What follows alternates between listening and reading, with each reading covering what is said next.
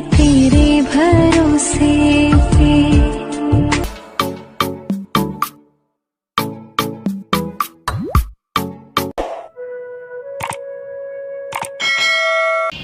तो फिर किसी तरह से मेरी शादी वगैरह जो है अरेंज की मेरे पापा ने। पता चला इनके बारे में तो आइसक्रीम या फुल्की कुल्फ़ी वाला जा रहा होगा। तो मेरे हस्बैंड जी ने बिल्कुल भी दहेज वगैरह की डिमांड नहीं। हस्बैंड जी ने क्या कि हमारे जो मतलब हस्बैंड जी के चाचा चाची हैं वो मेन थे, क्योंकि मेरे हस्बैंड के मम्मी पापा तो है नहीं, तो चाचा चाची मेन थे। तो उन्होंने बिल्कुल भी दहेज की कोई डिमांड नहीं रखी थी, बस उनको लड़की चाहिए थी। और मुझे नहीं पता वो मेरी वीडियो देखेंगे कि नहीं, लेकिन मैं उनका भी बहुत दिल से शुक्रिया अदा करती हूँ कि उन्होंने मेरी शादी करवाई चाचा चाची की। और ऐसा नहीं है कि हम किसी को सम्मान या इज़्ज़त नहीं देते हैं, लेकिन कुछ गलतफ़हमियाँ हो जाती हैं रिश्तों में, जिसकी वजह से दरार आनी शुरू हो जाती है। मैंने तो कोशिश की थी, मैंने बहुत कोशिश की थी, लेकिन दरार आ गई है जिसे कि मिटा नहीं सकते हैं। और हाँ, तो फिर शादी जो है वो मेरी तय हो गई थी। इन्होंने दहेज की कोई डिमांड नहीं की थी, उल्टा इन्होंने पैसा खर्च करके चाचा चाची ने ही पैसा खर्च करके गेस्ट हाउस वगैरह सब बुक कराया था। पैसे थे मेरे हस्बैंड के, गेस्ट हाउस वगैरह बुक कराया था, बारात वरात सब कुछ हुआ था मेरा अच्छे से। दहेज की कोई डिमांड नहीं थी, लेकिन फिर भी एक माता पिता की इच्छा होती है ना कि बेटी को कुछ ना कुछ दें। तो मेरे पापा ने काफ़ी चीज़ों को अरेंज किया था। उनके दोस्त यार, मेरी मौसी, ये जो LED टीवी है ये मेरी मौसी ने दी है। और जो सोफ़ा आप देख रहे हो जहाँ मैं रहती थी, वहाँ पे एक बड़की अम्मा जी हैं जो बहुत मानती थी मेरे पापा को। मेरे पापा वहीं खाना पीना खाते थे, वहीं रहते थे, तो उन्होंने दिया है। मेरे मम्मी पापा की शादी भी बड़की अम्मा ने कराई है, तो उन्होंने सोफ़ा दिया है। ये पलंग हमारी चाची हैं, मेरी वहाँ पे राजापुर में चाची लगती थी, लेकिन यहाँ पे इस रिश्ते से मामी लगती हैं, तो उन्होंने ये पलंग दिया है अर्चना चाची ने। और जो फ्रिज आप देख रहे हो वो मेरे पापा के दोस्त ने दिया है फ्रिज। तो इतनी चीज़ें जो है मेरे पापा ने अरेंज की थी मेरी शादी के लिए। इच्छा होती है ना माँ बाप की, तो अरेंज की थी। तो इसके बाद मेरी शादी वगैरह जो है हो गई। तो इस तरह से हुई मेरी शादी।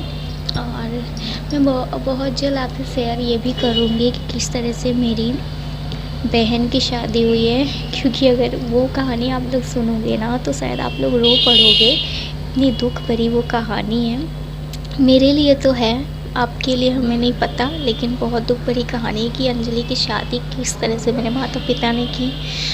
और मैं बस यहाँ पे ये कहना चाहूँगी कि जितने लोग भी सोचते हैं कि मैं हमेशा दुखी रहती हूँ, उदास रहती हूँ, ऐसी रहती हूँ, वैसी रहती हूँ, तो आप लोग पहले किसी की लाइफ में अगर झाँक के देखोगे ना तब आपको पता चलेगा। मेरी आँखों में आप ध्यान से देखोगे तो आपको वो दर्द दिखेगा। मैंने बचपन से स्ट्रगल देखा है, स्ट्रगल सहा है, सारे सपनों को दबा के जीती आई हूँ। इसके बाद और बस यही बात है फ्रेंड्स। थोड़ा सा मैं चली गई थी, मैक्स जो है भाग रहा था उसको पकड़ने, तो और यहाँ भी वही हाल है। मतलब कि जो सोचती हूँ ना वो कभी पूरा नहीं हो पाता है, कभी भी नहीं पूरा हो पाता है। और अगर मैं एक दिन का भी लेने का सोचूँ ना तो मुझे काफ़ी सोचना पड़ता है कि कैसे लूँ। आप लोग जो जज कर लेते हो ना, इस कैमरे के पीछे बैठ के जज करना ना बहुत आसान है, बट मेरी लाइफ में आके जीना ना बहुत मुश्किल है। क्योंकि आप जी के अगर देखोगे ना तो आपको खुद ही एहसास होगा मेरी लाइफ कि मैं कितनी प्रॉब्लम में हूँ। ऐसा नहीं है कि मैं हर चीज़ बता दूँ यहाँ पे। क्या मैं ये बता दूँ कि मैं ये नहीं खा पाती, वो नहीं खा पाती, ऐसे नहीं रह पाती, ये नहीं कर पाती? ये चीज़ें तो बता नहीं सकती हो ना मैं, लेकिन आप समझ सकते हो। आप भी तो ब्लॉग्स देखते हो, वीडियो देखते हो, इतना तो समझ सकते हो ना सबकी प्रॉब्लम।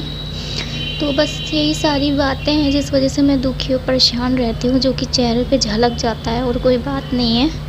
और हो सकता है आपको वीडियो ना पसंद आई हो, तो कोई बात नहीं, वैसे भी व्यूज़ घट गए हैं। मेरे व्यूज़ वैसे भी दिन पे दिन घटते ही जा रहे हैं।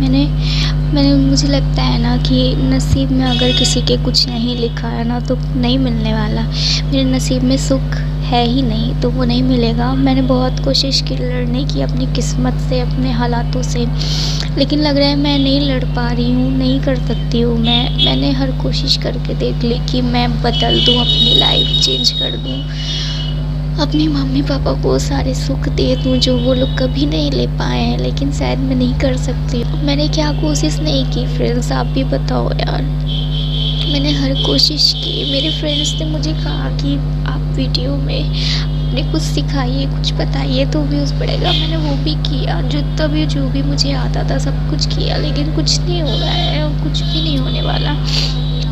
जब मेरी मदद भगवान ही नहीं करना चाहते हैं तो मैं क्या कर सकती हूँ? मैं कुछ नहीं कर सकती हूँ।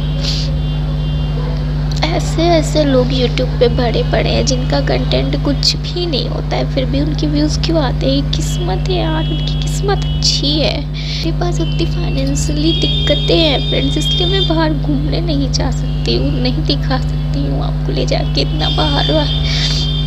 जो लोग मेरा साथ अभी तक दे रहे हैं उनका बहुत बहुत शुक्रिया, लेकिन मैं एकदम से टूट गई हूँ। मैं दुनियादारी छोड़ के ना कहीं भाग जाऊँ, कहीं दूर भाग जाऊँ इन सब सारी चीज़ों से, जहाँ तो छुटकारा मिल जाए इन सारी टेंशन से, लेकिन मैं कुछ नहीं कर सकती हूँ। बहुत लोग के पास कहने को होता है कि मायके में सुख नहीं मिला तो ससुराल में मिलता है। मेरे पास तो वो भी नहीं है कहने को।